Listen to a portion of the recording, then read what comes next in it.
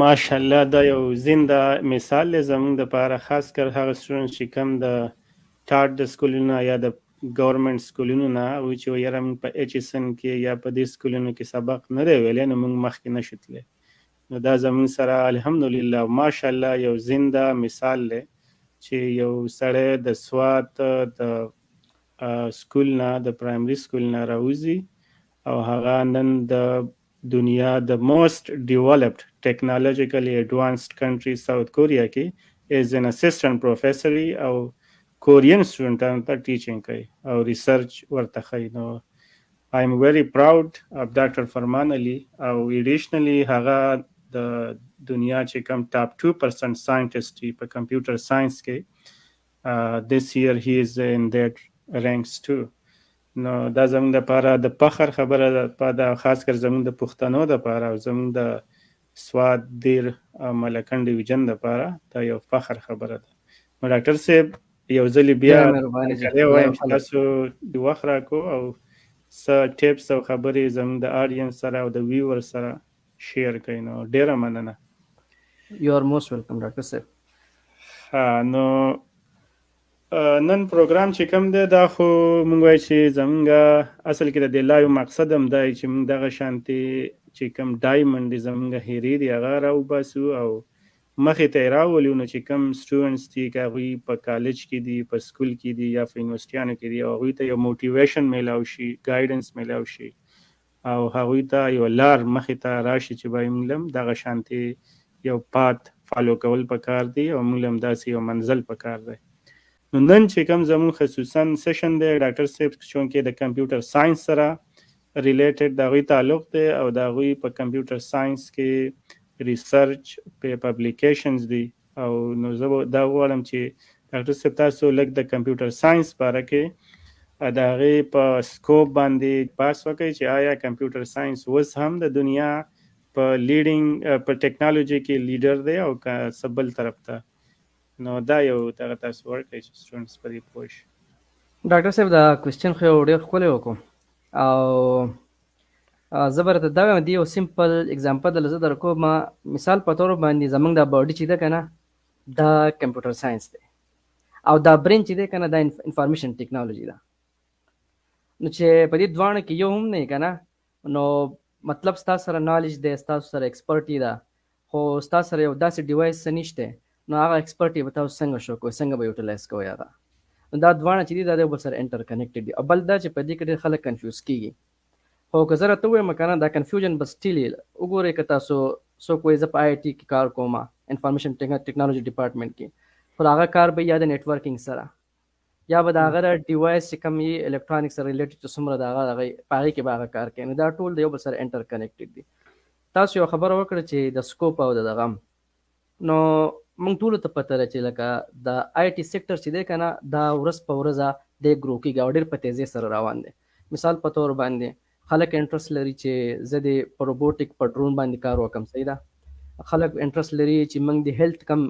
سیکټر چې دی هغه سمارټ کو، په هغې کې موږ داسې یو نیو اپروچز یوز کړو چې اټومیټیکلی هغه د پیشنټ ډیزیز ډیټیکټ کوي، صحیح ده. د هغې نه پس د سمارټ اګریکلچر باندې خلک کار کول غواړي، په سمارټ ټرانسپورټیشن باندې خلک کار کول غواړي. نو هر یو ډپارټمنټ کې خلک کوشش دا کوي چې سمارټ شي. نو چې کله دا سمارټ ټکی راشي نو د دې مطلب دا دی چې لکه انفارمیشن ټیکنالوژي او د کمپیوټر ساینس ډېر سخت ضرورت دی او د دې سکوپ ډېر زیات های دی. په هغې کې به زه تاسو ته دا وایم چې که یو کس مطلب انټرست لري او هغه وایي چې مثال په طور باندې یو سکول دی، کالج دی، هغه سټارټ واخلي، هغه دا غواړي چې زما انفارمیشن دی آنلاین راشي، سټوډنټ دی ایډمیشن وکړي. نو ظاهره خبره د هغه دپاره به د ویب سایټ ضرورت دی. نو ویب سایټ چې دی دا به ویب ډیولپر کوي. نو دا یو لکه یو سکوپ دا شو. بله خبره چې لکه نیټورکینګ دی، ټیلی کمیونیکیشن ته تاسو وګورئ په هغې ډپارټمنټ کې لکه دی چلیدی شي. بلاک چین نن سبا ډېر هارډ ټاپک دی چې لکه زموږ د آنلاین ټرانزیکشن چې دي دا به لکه په افیشنټلی وشي او سیکیورډ وشي. نو دا دې کې نن سبا ډېر غټ سکوپ دی د کمپیوټر ساینس او د آی ټي. بل مین دوه شیزونه چې دي هغه ډاکټر صاحب دا ځکه تاسو ته نو زما چې خپل څومره اوس ایکسپیرینس ده، څومره پیپر یې ماسټري کړي، په دې کې یو د آی ټي آی سپیشلیسټ، آرټیفیشل انټیلیجنس سپیشلیسټ او بل دی ډیټا ساينټیست. دا دواړه ډیر زیات ځکه ضروری دي که زموږ سم اوس چې نن سبا کوم انډر ګریډ سټوډنټان یا ریسنټلی ګریجویټ شوي دي نو هغو له پکار دی چې په دې دوه دغه باندې ډیر زیات فوکس وکړي. او زه به دا خیر فردم بیا لکه ایکسپلین کوم تاسو ته چې لکه ای آی سپیشلیست مینس چې لکه هغه له دا پکار دی چې د هغه ایکسپیرینس په ماشین لرنینګ کې په ډیپ لرنینګ کې بل په داسې الګوریدمز کې چې لکه هغه اتوماتیکلی هغه فنکشن د یو پروګرام چې دی لکه هغه امپروو کوي او په هغې بیس باندې هغه ډیسیژن اخلي. او ډیټا ساينټیست به زه دا وایم مثال په تور زموږ سره که په هاسپټل کې شي نو ډیفرنٹ کاینډز اف ډیفرنٹ ټایپس اف ډیټا دي. لاول ایمیجز کې دي شي موږ سره ټیکس موږ سره کې دي شي زموږ سره فیګرز کم نمبر چې دا زموږ سره کې دي شي. نو دا ډیفرنٹ ټایپس اف ډیټا به څنګه هینډل کوي هغه به تاسو پریزنټ کوي څنګه مینټین کوئ به څنګه او هغه بیا لکه فزیشن د تاسو ریپرزینټ کوئ څنګه. نو دا ټول چې دی ته موږ وایو ډیټا ساينټیست چې هغه په دې ټولو کې ایکسپرټي او عبور پې نو لکه دا په دغه ځای کې یو ډېر بل غټ سکوپ دی. خو زه به لکوټي نورس دغه کوم نو بیسکس چې دي که نه ډاکټر صاحب دا ډېر زیات ضروري د کمپیوټر ساینس سټوډنټ لپاره که یو کس د سکوپ سوچ کوي نو هغه سکوپ ښه پوره سیوا دی. لکه دا خو دلته کې که موږ وایو ریسنټلی اوس دا کسان پروجیکټ اخلي نو د 2030 پورې لکه کمپیوټر ساينس آی ټي ای آی شو لکه کوم چې څومره ما تاسو دا ووي په دې کې خلک ټرای کوي چې لکه موږ ته پروجیکټ میلاو شي میلاویږي ورته د دې مطلب دا دی چې لکه سکوپ یې ښه پوره سیوا دی. یو هلک چې کوم دی هغه بی ایس کوي مطلب هغه انډر ګریډ دی په یونیورسټۍ کې یا کالج کې د کمپیوټر ساينس ډیګري کوي نو هغه لکه د هغه په فاینل ایئر پروجیکټ کې یا مطلب کوم ریسرچ ایریا هغه له پکاره چې فوکس کوي چې هغه ته بیا په فیوچر کې په جاب یا پی ایچ ډي سکالرشپ کې په اساني وي نو داسې کومه ریسرچ ایریا وي چې هغه په هغې باندې فوکس کوي. ډاکټر صاحب د ریسرچ د مخکې به یو څو خبرې لکه دا ډېر زیات ضروري دي په هغې کې چې دی که نه بیسیک نالج ډېر زیات امپورټنټ دی سپیشلی زمونږ کم چې پاکستانی سټوډنټس دي نو د هغو سره مطلب د بعضې نه کسان پروګرامینګ نشي کولی نو هغه له دا ضروري دی چې هغه خپل پروګرامینګ سکل دا ښه پوره سټرانګ کړي. نو سټوډنټ د لاول کوشش دا کوي چې د پایتن شو جاوا شو سی شارپ شو سی پلس پلس شو پی ایچ پی شو په دې ټولو کې هغه ښه پوره خپل ایکسپیرینس گین کړي. صحیح ده جی. بل د چې کله پروجیکټ کوي نو کوشش د هغو له دا پکار دی چې لکه د هغو سره پرابلم سالوینګ سکل یې مطلب هغه په سنه داسې پروجیکټ کې لکه هغه ځان انکلوډ کړی چې هغه کې هغه ته څه ټاسک میلاویږي او هغه په خپله سالو کوي یا د هغې لپاره څه پروکوډینګ کوي یا څه بل څه ډیزاینینګ یا هغه کوي. او دریم مین پوینټ په دې کې دا دی چې لکه کم سبجیکټس چې دي که نه مثال په طور باندې تاسو ډیټا سټرکچر واخلئ د کمپیوټر ساینس سره دا ریلیټډ دی میتھمیټکس واخلئ سټیټسټکس واخلئ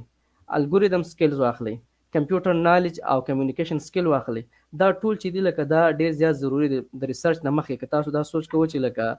ډایرکټ ریسرچ موږ شروع کړو نو لکه د هغې نه مخکې دا پکار چې تاسو په دې ټولو کې ښه پوره ایکسپیرینس وي او د هغې نه پس چې دی کم پروجیکټ چې تاسو ته په لکه فاینل سیمسټر کې میلاو شوي یا په 7 سیمسټر کې نو هغه تاسو دا وکړئ چې لکه په هغې کې خپل دا کوشش وکړئ ستاسو سکل امپروو شي او کم نالج چې ستاسو پریکټیکل نالج دی هغه امپروو شي. د هغې نه بعد که بیا تاسو ریسرچ ته سوچ کوئ او نو ډاکټر صاحب بیا به تاسو ته زه اوس په دې کې نور ډیټیل وایم د سټوډنټ ته به فایده هم ورسي. بالکل جی بالکل. لکه دې ته چې د سټوډنټ ته چې پروجیکټ میلاویږي نو د هغه یو خپل خاص سوچ چې د دې نه پس په زه په دغه ډومین کې فردر سټډي کوم. نو فار ایگزامپل یو سټوډنټ دی او هغه دا غواړي چې نه زه دې د سټارټ نه واخله او د اینډ پورې یو ډیولپر جوړ شم نو دې ته موږ وایو ډاکټر صاحب فل سټیک ډیولپر فرام سټارټ ټو اینډ دی بار سره کوي.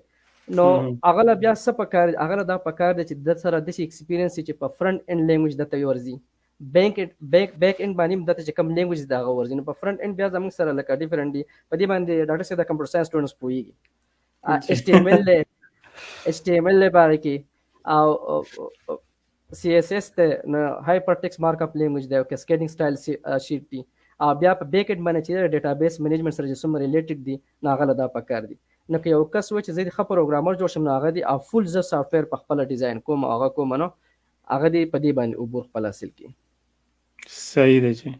بل جی کنټینیو. بل زموږ سره بیا ډیفرنٹ لکه دغه د اوس مثال په تور باندې یو کس ته یو پروجیکټ ورکړل شوی دی، هغه انډرایډ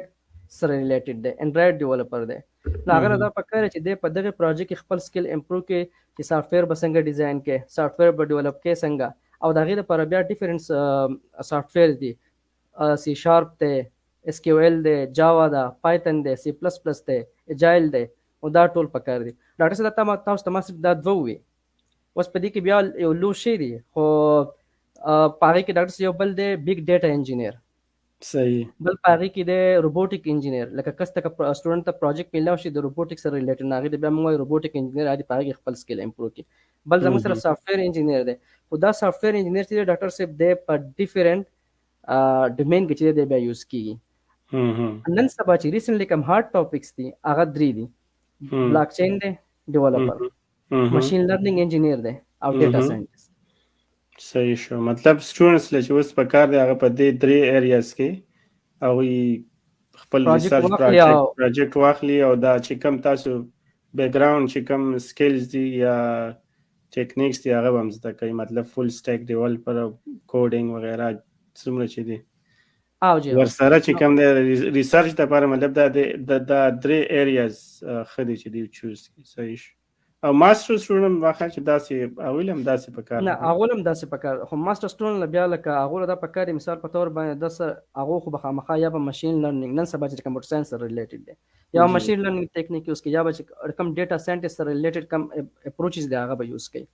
نو که هغو دا غواړي چې لکه زه ډیپ لرنینګ سایډ ته لاړ شم، ایمیج انالیسیس، ټیکس ماینینګ، یا ریکمنډیشن سیستم کې کار زه وکړم، یا په هیلث کیر مانیټرینګ سیستم کې کار وکړم زه، یا د هغې سره سره انفارمیشن انسټرکشن کې انفارمیشن ریټریول کې زه کار وکړم، دا زه لکوټې ایډوانس لاړم، د بیسک نه لکوټې ماسټر ته لاړم ډاکټر صاحب. دا هغو له دا پکار چې فرست مین دغه دا دی چې سټیټسټیک باندې هغه په پروبابلیټي باندې د هغو لکه ښه پوره عبور حاصلي، په ډیټا ماډلینګ باندې، په پروګرامینګ باندې. او پروګرامینګ سره سره زموږ سره اصل کې نن سبا ډاکټر صاحب یې ملټي ټاسکینګ ډیپ لرنینګ موډل، نو هغه ملټي ټاسک کوي ایټ ا ټایم. نو لکه مخکې به سمپل یو کلاسیفایر یوز کېدو، ماشین لرنینګ ماډل به یوز کېدو، هغه به کلاسیفیکیشن کو. اوس د یو ماډل نه آوټپوټ راشي، هغه انپوټ یې د بل ماډل ته، او بیا هغه آوټپوټ چې بل ماډل ته، د هغې نه پس بیا د هغې کلاسیفیکیشن کېږي. نو سټوډنټ له پکار چې لکه د هغو سره دا بیسک نالج وي، د تاسو ته چې ما وویل لکه میتھمیټکس شو، پروبابلیټي شوه، او ډیټا ماډلینګ اپروچ شو، نو د هغې نه پس بیا لکه هغه په ریسرچ کې ښه پوره خپل پبلیکیشن کولی شي. صحیح ده جی. د یو بل کوېسچن زما په خیال چې هغه ډېره هم دی د دې ریلیټډ، دا خو موږ ویل چې وایي سکوپ اف کمپیوټر، او بیا چې کوم دی کوم ریسرچ ایریا پکاري یا څه سکلز پکاري بي ایس سټوډنټ لپاره. اوس به زه دا کوېسچن تاسو نه وکړم چې یاره د کمپیوټر ساینس لپاره، چونکې د دې خو تعلق د لاجیک او ریزنینګ او کوډینګ د دې دغو سره دی که نه، نو دې لپاره لکه کم مایند سیټ سټوډنټ له پکار دی لکه چې هغه دې ته راشي. زموږ لکه زموږ سټوډنټس چې کوم دي هغوی اکثر نه پوهېږي، څه علم ورته نه وي، او هغوی داسې فیلډ چوز کړي لکه د هغه مایند سیټ کمپیوټر ساینس ته جوړي، هغه لاړ شي فزیکس ته یا بایولوژي یا کیمسټري ته، نو په هغې کې بیا هغه شیان هغه نشي ډیلیور کولی. نو زه یم کمپیوټر ساینس لپاره څنګه مایند سیټ پکار دی چې لکه سټوډنټ لري او هغه په هغې کې یو مقام ته ورسي. ډاکټر صاحب سوچ لومړنۍ خبره خو دا ده، مثال په طور د یو کس انټرسټ په بل شي کې هغه فورسفولي سړی مشران لکه کمپیوټر ساینس فیلډ ته راولي، دا نه ده پکار. هغه خو بس مطلب چې په کوم فیلډ کې د هغه انټرسټ دی هغې ته پرېږده، په هغې کې به هغه انشاءالله چې مخکې ځي. کمپیوټر ساینس ما خو تاسو سره مخکې دا یو څو دغه وکړئ چې یو کس د هغه لږ ډېر میتھمیټکس یې ښایي، پروګرامینګ سکل یې ښایي، ګزاره کوي، او د هغې سره سره د هغه مایند داسې چې لکه یو پرابلم ورته ورشي او هغه جوړولی شي او هغه بیا سالو کولی هم شي، پروګرامینګ سره ریلیټډ او سټیټسټکس د دې ټول شیزونو سره ریلیټډ. نو هغه له دا پکار چې لکه د کمپیوټر ساینس دغه ته راشي. خو نه، په دې کې ډاکټر صاحب یو دوه درې پوینټس دا دي که نه چې کس په سټارټ نه سوچ کوي، لکه زه چې په خپله راتلم کمپیوټر ساینس ته، نو ما دا سوچ و چې لکه زه به یو پروګرامر جوړېږم. نو ما به په فرست ایئر کې او په سیکنډ ایئر کې به د ډي ام سی نه ډي ام سی مارکس ته ما لکه ایز انپوټ، او دا ما په ډاس موډ کې جوړول په سی کې.